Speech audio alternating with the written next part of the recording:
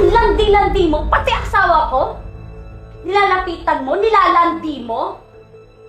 Ano? Wala na bang talagang lalaki, ha? Pati asawa ko? Pinapatos mo?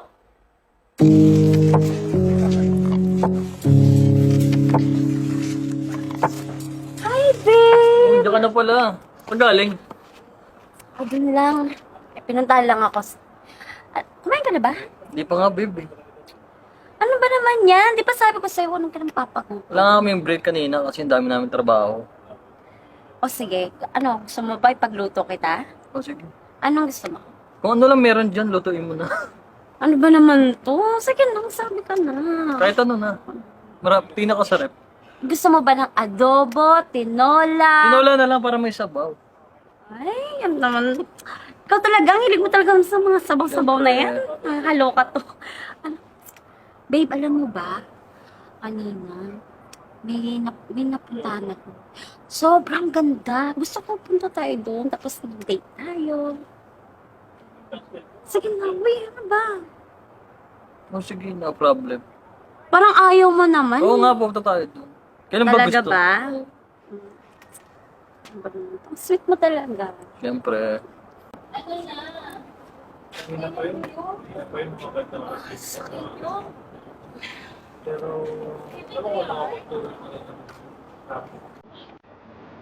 Uy, babe, yung kapitbahay natin, yung bagong kapitbahay natin. Kaya nga, yun nga yung tinuturo sa'yo kanina. Alam mo ba, babe, papansin ko lang, gabi-gabi na lang yan umuwi. At siguro kung sino-sino mga kasama niya. At ito pa, siguro, sino-sino lalaki mga kasama. Kaya ikaw, huwag ka magdididikit dyan, ha? Grabe ka naman, babe. Ano grabe? Ikaw lapitin ka pa naman ng mga babae. Kaya ganyan yung itsura mo. Kaya ikaw, iwas-iwasan mo yung babae na yan. Dahil kung hindi, malalagot ka sa akin. Kakainis na yung babae na yan. Oy, be!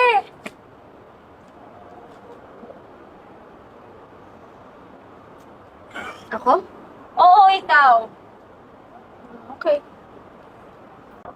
Teka na. Saan ka ba galing?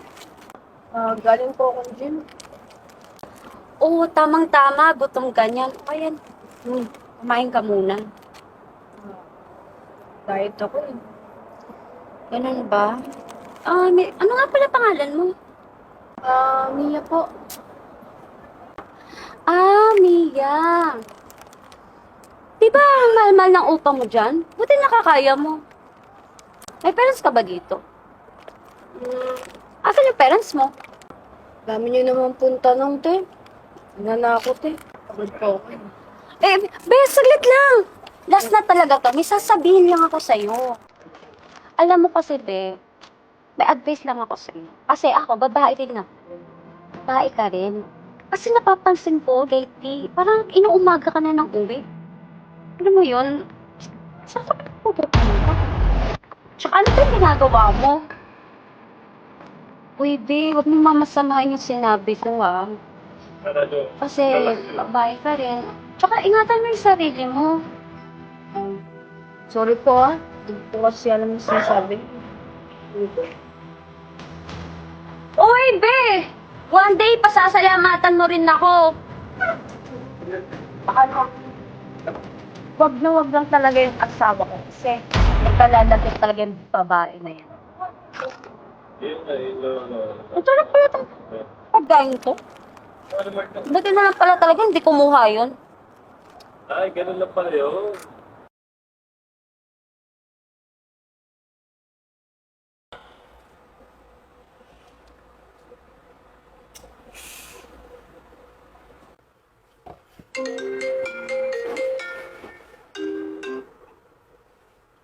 Hello? Hello, babe. Dito ako kala Mia. Ano? Kasama mo si Mia? Sinasabi ko na nga ba, hindi talaga mapagkakatiwala yung babae na yan. At pati na rin ikaw. Antayin niyo ako dyan at pupuntahan ko kayo at wag na wag kang aalis. Umanda kayo sa akin, ha? Hello? Hello?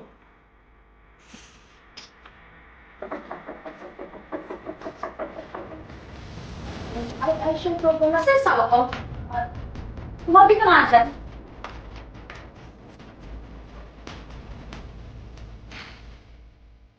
Hoy, babae, mag-usap na tayo. Di ba pinagsabihan na kita na wag mo lalapitan yung asawa ko? Nakatigas din talaga ng ulo mo no? Ang landi-landi mo, pati asawa ko. Nilalapitan mo, nilalandi mo. Ano? Wala na bang talagang lalaki, ha? Pati yung asawa ko? Pinapatos mo? Ano pinaputok ng butchi mo dyan? Tsaka yung mga tanong mo nung nakaraan, sagutin ko ngayon. Para matapos na to. By the way, ang trabaho ko nga pala dito ay junior marketing ng isang malaking company dito sa Pilipinas na nakabase lang naman sa US. Tsaka, tinatanong mo kung nasan yung parents ko, di ba? Yung parents ko nga pala nasa US din.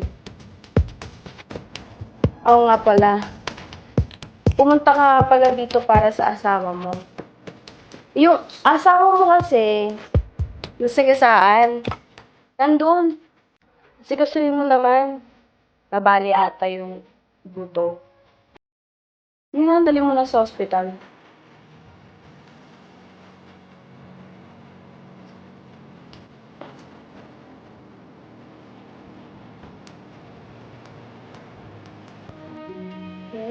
Eh, di ko lang.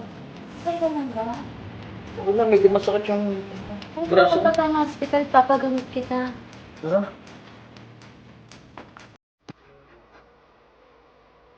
Ay, Mia.